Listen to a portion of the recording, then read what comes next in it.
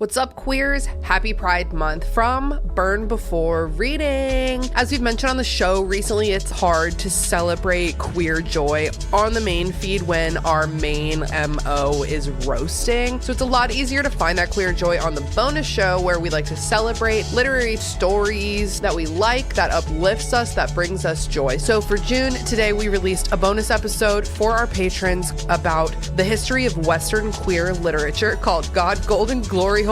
God bless Alex from My Cabbages for that top tier joke title. I'm obsessed with it. Might feel like we need like a history of queer America now called God, Go.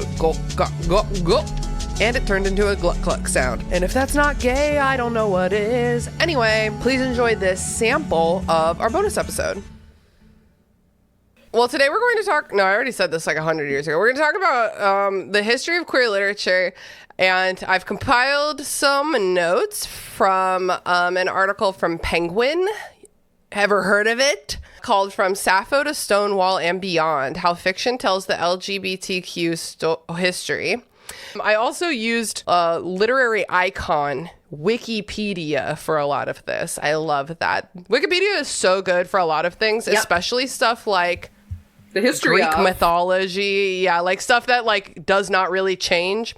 So let's go ahead and start in antiquity. Do you guys know that the ancient Greeks were like kind of queer?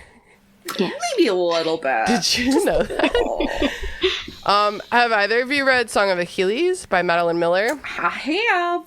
Remember honestly, that's probably one of the first queer books that I explicitly chose to read. Me because too, it was Alex. Queer. Yeah. I think it came out in like 2012 or something. It came out a while ago, but I totally agree, Alex, that I think that was one of the very first books that I read being like, I'm going to read this knowing it's queer and because it's queer, along with Red, White, and Royal Blue by Casey McQuiston. That was another one where I was like, I'm going to read this queer book right now. Have not read Red, White, and Royal Blue, but I do have two. You would love that book. Other Casey really McQuiston books on my shelf that I have to read, which are I Kissed Shara Wheeler and One Last Stop. So sure, those are both good. Those are both good books, but Red, White, and Royal Blue is much better. Yeah. To kind of.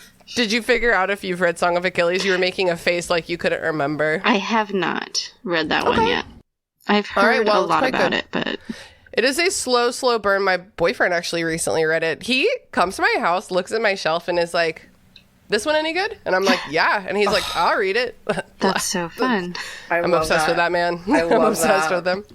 And I'm rereading The Invisible Life of Addie LaRue because he's reading it. He started a book club at his local bar that he goes to, and that's what he picked. That is like the most endearing thing. Like, I feel like that in a millennial version of Cheers, that is what literally we would get. I'm obsessed with this man.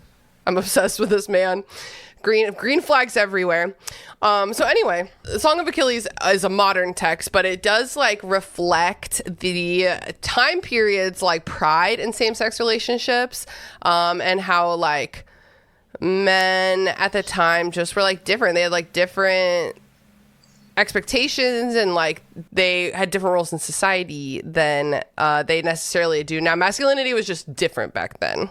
Patroclus and Achilles at the time were written as lover. Oh, actually, this is not at the time. The 5th century, that's after the time. But they were written as lovers in Aeschylus's tragedy, The Myrmidons. I will not be fact-checking any pronunciation because this is all Western, and I'm allowed today. Oh, thank you. Thank you so much for listening to that little sample of our bonus episode about the history of queer Western literature. Are you shocked to learn that we started in Greece? I know, I thought they were all straight in Greece too. But anyway, huge shout out to our patrons for making these fun bonus episodes possible and making the podcast possible. We do not earn a lot of money, and what we do earn comes directly from patrons. So please consider signing up for our Patreon for $1 a month. You can be part of our Discord server, which is a really fun place to be.